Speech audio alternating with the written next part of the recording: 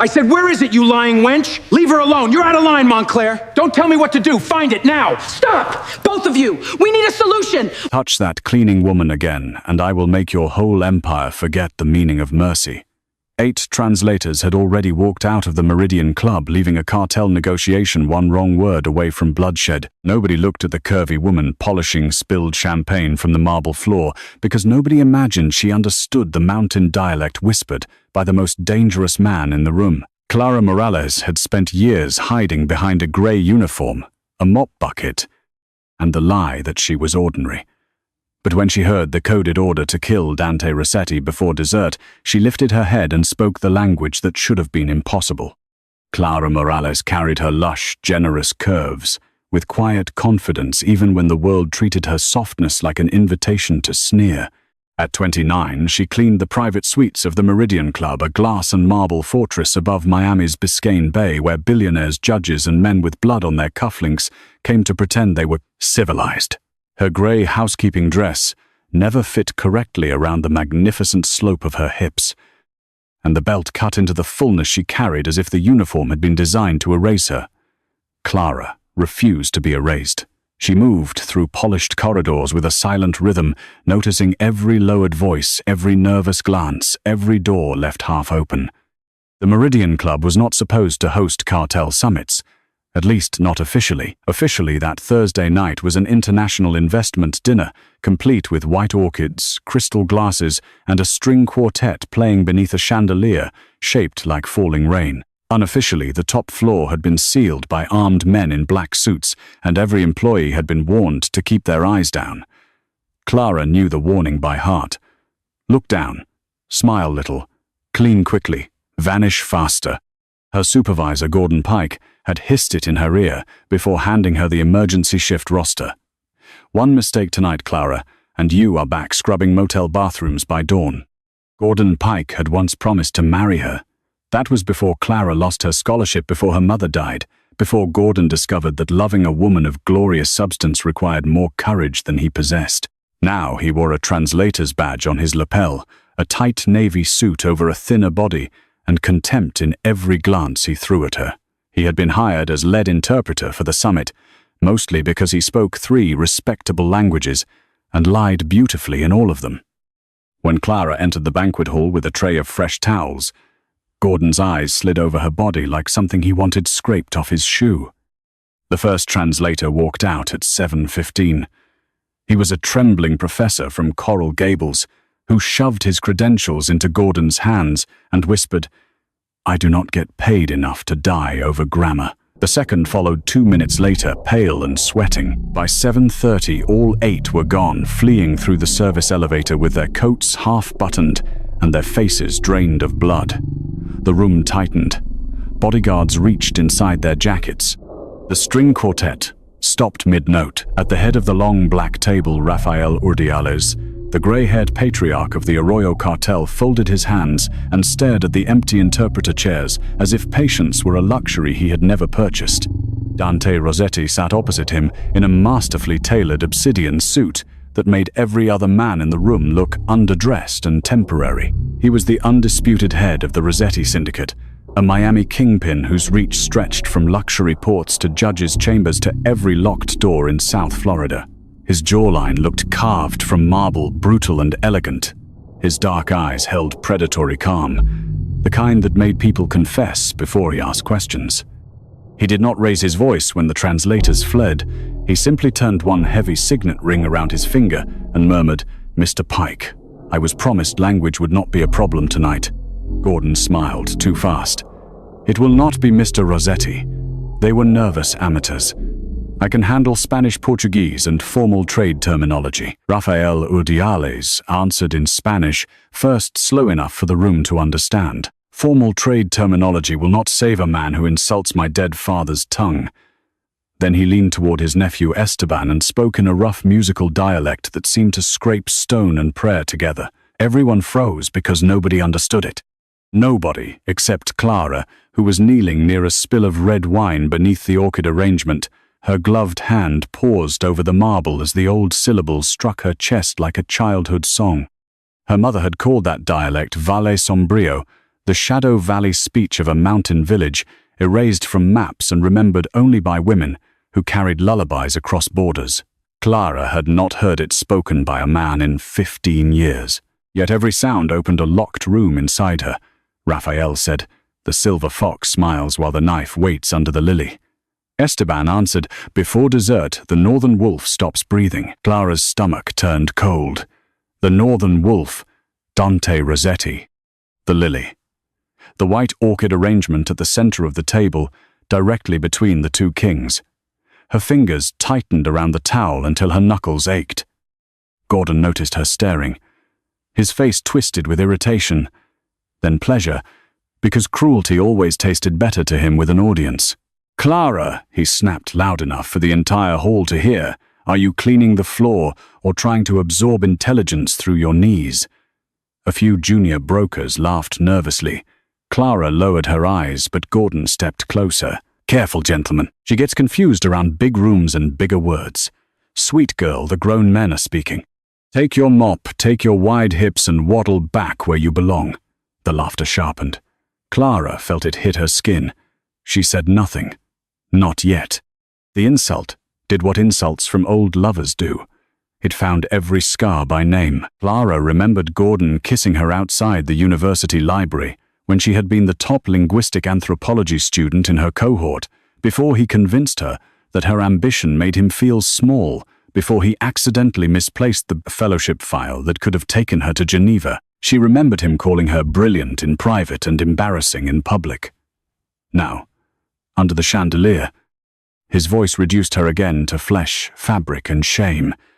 She kept her face still because she had learned survival from women who cleaned rooms where powerful men sinned. But Dante Rossetti's gaze shifted toward her. It was not pity that moved across Dante's face. It was recognition sharpened into danger. He watched the way Clara's hand had frozen at the dialect. He watched the way her breath changed when Raphael spoke. He watched Gordon lean over her like a man kicking something he believed could not bite. The air around Dante dropped 10 degrees. "Mr. Pike," he said softly, and every conversation in the room died. Gordon turned, still smiling. "Yes, sir." Dante's voice became a low, lethal purr. "When a man humiliates an employee at my table, he humiliates my house. Choose your next sentence with extraordinary care." Gordon swallowed, but arrogance had been feeding on him for too many years. "My apologies, Mr. Rossetti. I only meant that Clara is not qualified to be near a negotiation of this level." Raphael's nephew Esteban smirked, then murmured again in Valle Sombrio. "The fat servant hears nothing. Let her polish the grave." Clara's pulse thundered. She understood every word. She also understood the timing. The knife under the lily was not a metaphor. It was a mechanism hidden inside the orchid sculpture, and the dessert course would require the central lights to dim. That was when Dante would lean back. That was when the room would become chaos. Clara rose before fear could convince her to stay silent. The towel fell from her hand. 30 powerful men looked at her as if furniture had started breathing. Gordon hissed, "Sit down, you ridiculous woman." Clara ignored him and faced Rafael Urdiales. Her voice shook only on the first syllable of his childhood tongue. "The silver fox should know when his own nephew sells his shadow. The lily hides a tooth, and the wolf is not the only one marked for death." Silence slammed into the banquet hall. Raphael's glass stopped halfway to his mouth. Esteban's smirk vanished. Dante Rossetti stood so slowly that the chandelier crystals trembled. For 3 seconds, nobody moved. Then the room exploded into controlled panic. Dante's guards surged toward the orchid arrangement. Raphael's men reached for Esteban. Gordon staggered backward, color draining from his face. "That is impossible," he breathed. Clara's knees almost buckled, but she forced herself to stand tall in the grey uniform that suddenly felt less like camouflage and more like armor. Dante crossed the marble with the silent grace of an apex predator. He did not look at the suspected device first. He looked at Clara. "Who taught you that language?" he demanded. His gravelly baritone rolled through the room like thunder wrapped in silk. "My mother Clara," replied throat tight, "and my grandmother before her." Raphael Urdiales pushed back his chair, every line of age carved deeper into his face. No outsider speaks Valle Sombrio like that. Clara met his eyes, terrified but steady. My mother was Amalia Tovar. She left the valley with a burned passport and a baby in her arms. Raphael's expression changed. Not softened. Changed as if a ghost had walked through him. He whispered a name Clara had not heard since childhood. Amalita. Esteban lunged toward the side door. Dante caught the movement with one glance. Two Rossetti men slammed Esteban against the wall before the nephew reached the silver handle. The orchid arrangement was opened by a security technician with shaking hands. Inside the porcelain base, hidden beneath wet floral foam, rested a compact device wired to the dimmer receiver. Clara did not look directly at it for long. She did not need to. The proof was enough. Men who had laughed at her minutes earlier now stared as if her grey uniform had transformed into a crown. Gordon backed into a waiter and knocked over a tray of champagne. She guessed he sputtered. She must have guessed from body language. Dante turned his head. His stare pinned Gordon in place. A guest does not translate a dead valley dialect and save every breathing man in this room. Raphael lifted one hand. His men stopped pulling Esteban apart, though the nephew's face remained pressed against the wall. The Cartel patriarch looked at Clara for a long, unbearable moment. "Daughter of Amalia," he said in the dialect, "did your mother tell you why she ran?" Clara's heart clenched. She said men used family words to hide ugly hunger. Raphael flinched as if struck. Dante noticed. Of course he noticed. Nothing moved in that room without him measuring it. Clara suddenly understood that speaking had not solved her problem. It had made her visible to two criminal empires, exposed a family wound and placed her between a cartel patriarch and a mafia king whose life she had just saved. Dante extended one large calloused hand toward her. "Come with me." It was not a request. Clara took one step back, fear rushing in now that the first danger had passed. "I need to finish my shift." A few men actually laughed. Stunned by the absurdity, Dante did not. "Your shift ended the moment you stopped a murder at my table." Gordon snapped. "She is club staff. She cannot just leave." With Dante's gaze cut him quiet. "You do not speak for her." Then to Clara, his voice lowered. "You are shaking. You have held yourself upright long enough. Come with me before this room remembers how to be stupid." He led her through a side corridor lined with old oil paintings and locked liquor cabinets. The noise of the banquet hall faded behind them, replaced by the soft hum of hidden ventilation and Clara's uneven breathing. She wanted to pull her hand away, but Dante's grip was warm despite his coldness, firm without cruelty. In a private library smelling of cedarwood, old paper, and expensive smoke, he closed the door and released her. Clara wrapped her arms around her stomach. Suddenly aware of her body, her uniform, her damp gloves, every place Gordon's insult still burned. Dante stood between her and the door like a beautiful threat. "Who put that look on your face before I did?" Clara let out a bitter laugh. "You think this look started tonight?" Dante's eyes narrowed. "Give me his name." She shook her head. "You already know it. Gordon Pike." His jaw tightened. "The translator." "My ex-fiancé," she corrected, hating how small the words sounded. "He was there when I had a future. He knew I could speak dialects that were not supposed to be written down. He knew my mother's language. He knew everything." Dante moved closer, broad shoulders blocking the lamp glow. "And he called you wide in my hall." Clara looked down. "He has called me worse in prettier rooms." The silence that followed was heavy, dangerous, and strangely tender.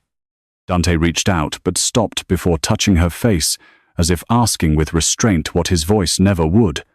"Look at me, Clara Morales." She obeyed because authority lived naturally in him. His dark, fathomless eyes swept over her, not with Gordon's measuring disgust, but with a heat that made her breath stumble. "You are not something to be hidden behind a cleaning cart," he said. "You are lush and soft and magnificent. A woman of substance. A woman who walked into a room full of armed cowards and became the only person with a spine." Clara's eyes stung. "You do not know me." Dante's mouth curved without humor. "No, but I know value when fools mock it." She backed away then because praise from a dangerous man could be more frightening than cruelty from a familiar one. I should go home. Dante's expression hardened. No. The single word struck the walls. Clara lifted her chin. You do not own me. Something like approval flashed through his eyes. Not yet, and not by force. But until I know who inside that room wants you silenced, you are not walking alone into a parking garage. He removed his obsidian suit jacket and draped it over her shoulders. The fabric swallowed her grey uniform, smelling of cologne, rain, and danger. Tonight you are under Rossetti protection. Anyone who disrespects you, touches you, or follows you answers to me. Back in the banquet hall, the crowd had changed shape. Conversations died before Dante even entered. Men straightened. Women looked away. Guards stepped back as he returned with Clara on his arm, his jacket over her shoulders like a territorial banner. The same brokers who had laughed at her now studied the marble floor with sudden devotion. Gordon stood near the interpreter station, sweating through his collar. Rafael Odiales remained seated, his hands folded, his nephew restrained behind him. Dante moved slowly, deliberately, giving the room time to understand. Clara felt every eye on her curves, her damp hair, her shaking hands. This time the stairs did not shrink her. They built a throne around her. Dante stopped in front of Gordon. Apologize. Gordon's mouth opened and closed, to whom a terrible stillness settled over Dante. Careful. Gordon turned to Clara, humiliation twisting his face. Clara, I apologize for my unprofessional wording. Dante leaned in, voice dropping so low Clara almost felt it against her skin. That was grammar. Try remorse. Gordon's knees loosened. I am sorry I insulted you. I am sorry I mocked your body. I am sorry I questioned your intelligence. Clara heard the words, and for the first time they had no power to heal or harm. Dante looked at her. Is that sufficient? She swallowed. For me, yes. Dante's eyes went colder. For me, no. Gordon flinched. Mr. Rossetti, I had nothing to do with the device. Raphael spoke from the table. Liar. He nodded to one of his men who tossed a phone onto the black linen. The screen showed messages between Gordon and Esteban written in cautious English, discussing translator schedules, exits, and a payment that would clear Gordon's debts. Clara stared at Gordon as the final piece slid into place. He had not merely humiliated her. He had arranged for every real translator to run, leaving himself as the only bridge between two empires, then planned to mistranslate panic into war. Her old shame burned away, replaced by clean, bright disgust. You sold a room full of people because you wanted to look important. Gordon's face crumpled. I was drowning. You do not understand what men like him pay for silence. Clara stepped closer, her voice quiet. I understand more languages of fear than you ever learned in school. Esteban started laughing from the wall, wild and furious. The servant thinks she is a queen because the wolf gave her his coat. Clara turned toward him and answered in Valle Sombrio. A lamb might get slaughtered, but a whale can sink the whole damn ship. Raphael barked a sharp laugh before he could stop himself. Dante's gaze snapped to Clara with something hotter than admiration. Gordon looked as if the floor had vanished beneath him. The room belonged to her now. Dante ordered the doors sealed not with shouting, but with 2 lifted fingers. His men moved instantly. Raphael's men did the same. The Meridian Club became a courtroom without judges where every lie was dragged beneath chandelier light. Clara translated because no one else could, but she refused to be used as a mouthpiece without boundaries. No staff gets hurt, she said before repeating Raphael's words. No waiters, no cleaners, no musicians. No frightened translators who ran because someone threatened their children. Dante's eyes rested on her face. Done. Raphael studied her. Your mother bargained like that. Clara's chest tightened. My mother survived men who thought blood made them holy. Raphael looked away first. The negotiations that followed were nothing like the elegant dinner planned on the printed menu. Lobster cooled, untouched on gold-rimmed plates, while Clara transformed hidden venom into plain speech.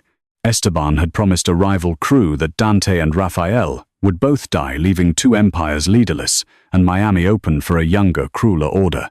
Gordon had fed him guest lists, translator names, and club access in exchange for money and a fantasy of becoming indispensable. The 8 translators had not abandoned professionalism. They had received photographs of their homes. Clara made sure that truth was spoken in English, Spanish, and Valle Sombrio. Each translation stripped Gordon smaller until his expensive suit seemed to hang on a hollow man. By midnight, federal contacts friendly to neither empire, but useful to both, had enough anonymous evidence to open doors Gordon thought were locked forever. His consulting accounts were frozen before sunrise. His professional certifications were suspended pending investigation by breakfast. By noon, every university department that had once praised his language work had received proof that he forged field credentials and sabotaged another student's fellowship years earlier. Clara learned that last part through a message from an old professor who wrote simply, "I should have believed you." She sat in Dante's armored car reading it 3 times while Miami blurred beyond the tinted glass, and the woman she had buried under shame began breathing again. Gordon's fall did not happen in one clean strike. It peeled him apart layer by layer. First came safety. The men he had helped betray no longer answered his calls, and the men he had tried to impress considered betrayal contagious. Then came money. His accounts locked, his emergency cash gone. His luxury apartment suddenly guarded by building security, who had been instructed not to let him remove so much as a painting. Then came reputation. News outlets did not name cartels, but they named a language consultant under investigation for fraudulent credentials and conspiracy connected to a private security incident. Finally came abandonment. His new fiancée posted a photo from the airport without her ring. Clara watched none of it with triumph. That surprised her. She had imagined revenge would taste sweet like caramel burned dark. Instead, it tasted like exhaustion and rainwater. Dante took her not to his mansion but to a safe penthouse overlooking the bay where floor-to-ceiling windows reflected a woman in a grey uniform and an obsidian jacket too expensive for her life. He had food sent up. Not champagne and caviar, but warm pound de quejo, black coffee, grilled fish, and a bowl of mango slices because she admitted she had missed dinner. He listened while she spoke of her mother's lullabies, her lost fellowship, the years spent cleaning rooms where people mispronounced her name. "You should hate him," Dante said as dawn silvered the water. Clara held the coffee cup between both hands. "I did. For years. It kept me company." And now, she looked at her reflection in the glass. Her soft, round figure filled the borrowed jacket. Her hair had escaped its pins. Mascara shadowed her eyes. She looked tired, alive, and strangely powerful. Now I want him far away from me. Hate is too intimate. Dante's mouth softened, and for one dangerous second he looked less like an underworld king and more like a man who had forgotten how to ask for gentleness. "You are wasted on ordinary rooms, Clara Morales, and you are dangerous in every room." "Yes," he admitted. "Remember that." Sleep came in fragments. When Clara woke the next afternoon, a black box rested at the foot of the guest bed tied with a crimson silk ribbon. She stared at it for nearly a minute before opening the lid. Inside lay a dress of deep ruby velvet, heavy and luminous, cut not to conceal but to celebrate. The bodice would support the fullness she carried. The skirt would glide over the magnificent slope of her hips. The color looked like a warning and a coronation at once. A cream card rested on top, written in sharp black ink. "A queen should never return to the shadows in grey. Wear this tonight. My driver will collect you at 8. Clara almost refused out of pride. Then she remembered Gordon's voice telling her where she belonged. She remembered Esteban calling her a servant.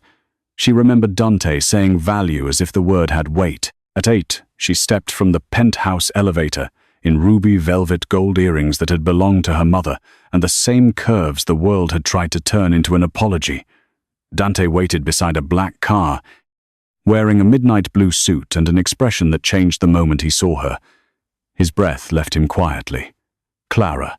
Her name sounded different in his mouth. Reverent. Possessive. Afraid of itself. "Too much?" she asked. Dante shook his head. Not enough rooms deserve you. Dinner was served on the closed rooftop of the Meridian Club, now emptied of guests and stripped of last night's false elegance. Lanterns burned low against the salt wind. The city glittered below them, unaware of how close it had come to waking beneath a different kind of war. Dante had arranged simple luxury stone crab, saffron rice, roasted plantains, dark chocolate mousse, and coffee, strong enough to steady trembling hands. He asked Clara questions no one had asked in years. Not just what languages she spoke, but what each one cost her. Not just what Gordon stole, but why she had stopped trying to recover it. His attention was a blade and a blanket. It cut through lies and warmed what remained. Halfway through dessert, 2 guards brought Gordon onto the rooftop. He looked 20 years older than he had the night before. His lip was split, his shirt wrinkled, his arrogance completely gone. Clara's spine stiffened, but Dante did not touch her, did not speak for her. He only watched. Gordon fell to his knees before she could tell him not to perform. "Clara, please. Tell them I was scared. Tell them I am not a traitor. Tell them you know me." She looked down at the man who had once convinced her that being loved required shrinking. She waited for rage. It did not come. All she felt was pity, clean and distant. "I knew a version of you," Clara said. "He was insecure but not yet rotten. He wanted applause more than truth. He wanted a woman brilliant enough to decorate him and quiet enough not to outshine him." Gordon sobbed. "I can fix it. I will tell everyone what I did to your fellowship. I will restore your name."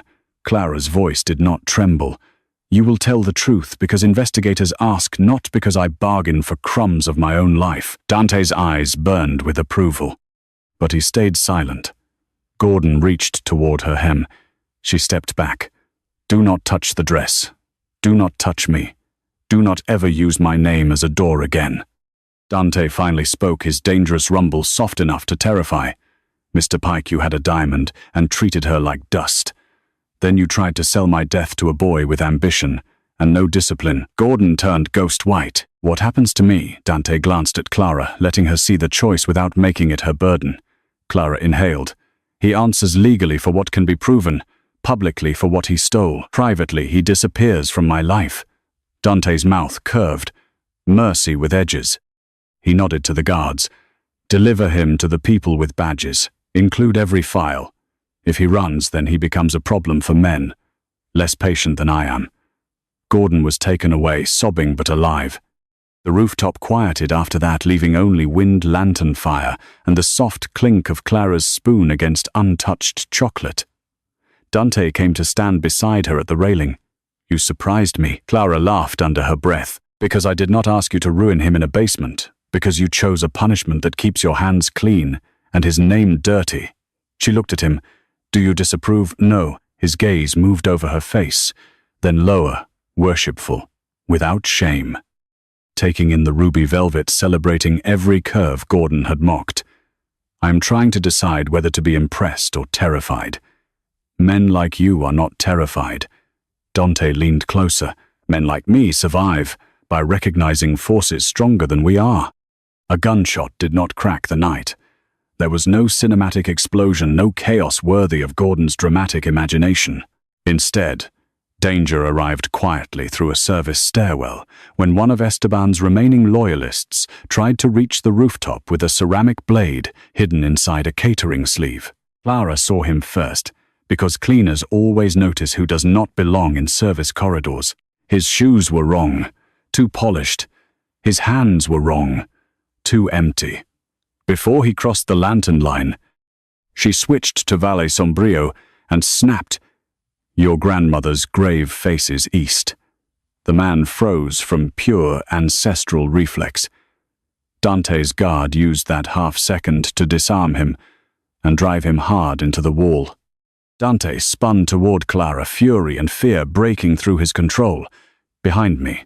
She stepped behind him this time, not because she was weak, but because choosing protection was different from needing permission. The attacker was dragged away with Esteban's name spilling from his mouth before the elevator doors closed. Dante turned back his hands, coming up to cup Clara's face. His palms were warm, his control visibly fractured. You keep interrupting death in my house, he whispered. Clara's laugh shook. Your house seems poorly managed. For one stunned heartbeat, Dante stared. Then he laughed, a low, disbelieving sound that made the guards pretend not to hear. His thumbs brushed beneath her eyes, gentle enough to undo her more than force ever could. Are you afraid of me, Clara? The question hung between them, honest and dark. She thought of the banquet hall, the sealed doors, the men who obeyed his fingers, the way he could destroy a life before breakfast. She also thought of him waiting while she chose Gordon's fate, sending food instead of diamonds, honoring boundaries he could easily have crossed. Yes, she admitted. Dante's face went still. Clara placed her hands over his wrists. But not the way I was afraid of him. Gordon made me afraid of being seen. You make me afraid of what happens if I stop hiding. Dante's breath left him slowly. Then stop hiding with me. The words were not soft, but they were not a command either. They were an offered kingdom with locked gates and fire around it. Clara looked out at Miami, at the city where she had been a cleaner, a ghost, a woman underestimated by men who mistook silence for emptiness. Then she looked back at Dante Rossetti, the dangerous man whose world should have swallowed her and instead had revealed her. I will not be owned, she said. His smile was dark and immediate. Good. A queen is not owned. She is recognized. He kissed her like a vow made in a language older than law. Not rushed. Not gentle enough to be harmless. His mouth met hers with restrained hunger, and Clara felt the ruby velvet against his suit, her curves pressed to iron strength, her name no longer something people shortened or sneered at. Beneath them, the Meridian Club glittered with all its locked rooms and buried sins. Above them, the night wind lifted her hair. The cleaning woman who had been told to waddle away had spoken one forbidden dialect and shifted the balance of empires. Some crowns are not placed on the head. Some are forged. The moment a woman finally answers back. By the following week, Clara Morales no longer wore grey at the Meridian Club. She returned once not as staff but as the new director of cultural intelligence for a private security firm Dante funded and Raphael reluctantly endorsed. The 8 translators received protection and compensation. Gordon Pike's confession reopened Clara's academic record, and the fellowship committee that had once lost her file suddenly found its conscience. Raphael sent a single package containing her mother's childhood rosary and a note written in Valle Sombrio. Amalia's daughter speaks with her spine. Clara cried when she read it, but the tears did not make her smaller. They watered something fierce. Dante watched from the doorway, wisely silent. Months later, men still told the story wrong. They said Dante Rossetti discovered a hidden weapon in a cleaning uniform. They said Rafael Urdiales spared Miami because a dead woman's daughter spoke an old tongue. They said Gordon Pike fell because he underestimated the wrong ex. Clara let them talk. Stories were always cleaner than truth. The truth was that 8 experts walked out, one coward laughed, one cartel prince whispered murder, and one curvy cleaning lady chose to stand. Did you love seeing Clara rise from invisible staff to the woman who saved a room full of kings? Hit that like button, share this story and subscribe for more. Drop a comment below telling us what you would have said to Gordon.